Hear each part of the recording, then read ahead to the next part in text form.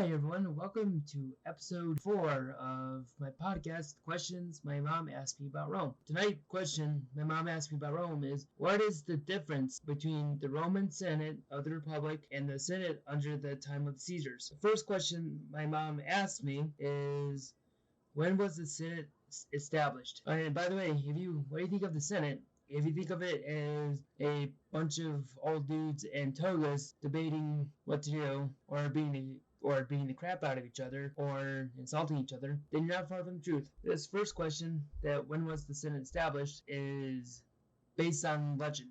And by legend, is there may be some truth behind it, but we may never know because it was during about 6th century BC. So when the Senate was established, it was established by Rome's founder and first king, Romulus. Romulus was the first king, who during his reign basically established Rome as the biggest city, well, nearly the biggest city. And the Senate he established was in the guise of an advisory board, like they elect the king, but the king is the one who makes all the rules. So you imagine that goes over very well. So next question is, how many members does it have? Throughout its existence, the Roman Senate could either have about 100 to nearly 1,000 members, depending which era we're in. And it worked well, but sometimes not so much, especially later on during the Republic,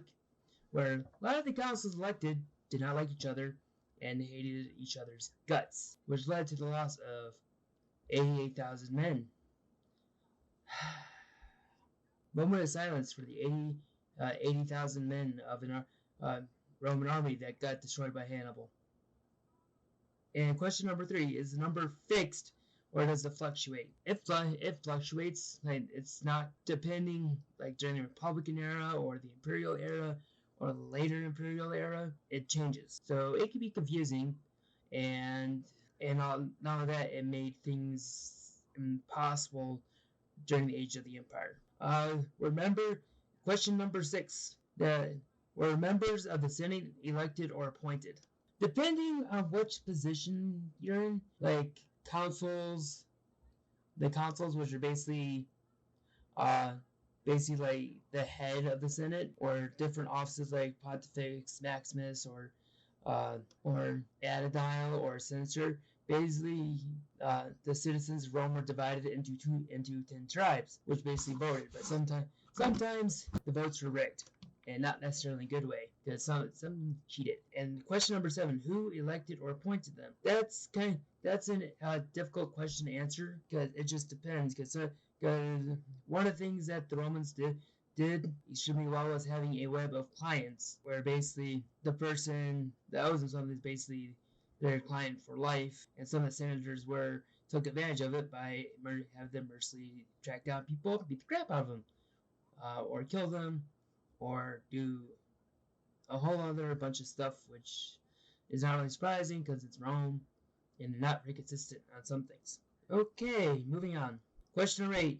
Were women allowed to participate in the process used? Women weren't really allowed to do anything. They had some power, but it's only in the household.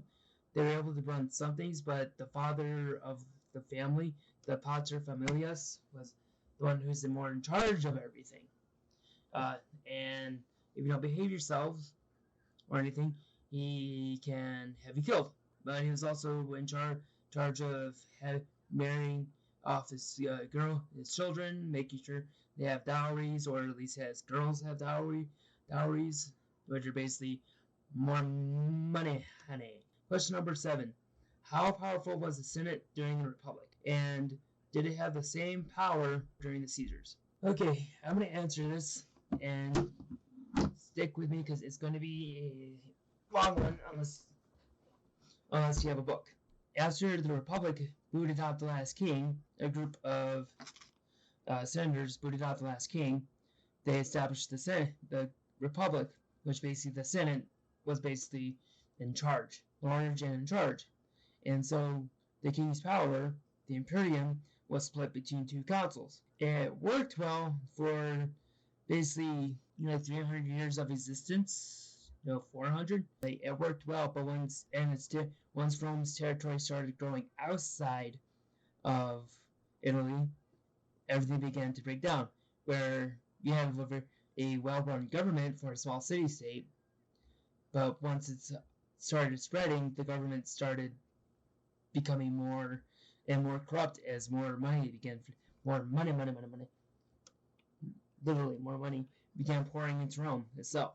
More territory led to a massive breakdown of running government, and so over time, as the Senate became less effective, as the cogs broke down, we have the march on Rome by first two marches on Rome by Sulla. So as machinery and government began breaking down, Julius Caesar's adopted son, Octavian, who would become Augustus, the first emperor of Rome, uh, began concentrating all power under him and continued a facade of a working republican government. But over time, the Senate began losing any more of its legislative responsibility as the emperors became more and more powerful, especially with their armies. So was the Republic, during the Senate, during the Republic,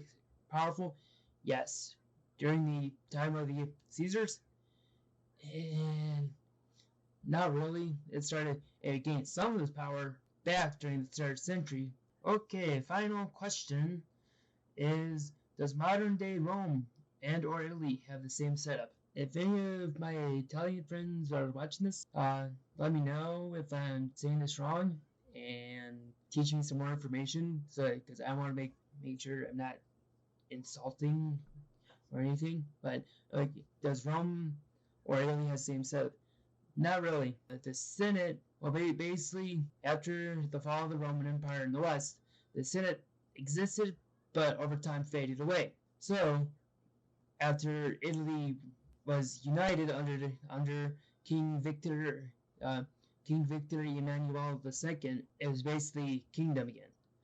But at the end of the World War II, after the death of Il Duce Mussolini, and after the last king resigned, Victor Emmanuel III, after a new government was declared, to where basically instead of one party, you have multiple parties, which works a little bit better than having a bunch of grumpy old men trying to debate things, which doesn't go over well.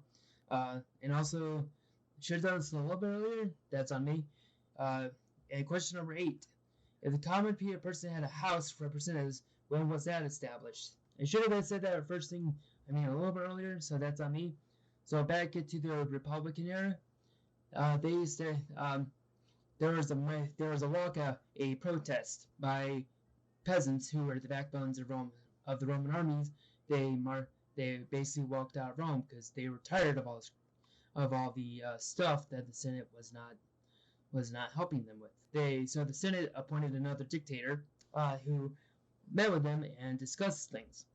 So in order for them to also have some say in the decision making, they were made tribunes of the people. And Julius Caesar and later his adopted son Octavian made use of that. And question number 9, which should have been earlier, that's on me. It became just elected by the people. I hope everyone enjoyed it, and if anyone has any questions, don't hesitate to message me on YouTube or on Instagram. See if you have any questions about Rome. If you want me to answer them on the video, I will. So I hope you enjoyed this episode of Questions My Mom Asked Me About Rome. Have a good night, and I hope everyone had a very good Thanksgiving.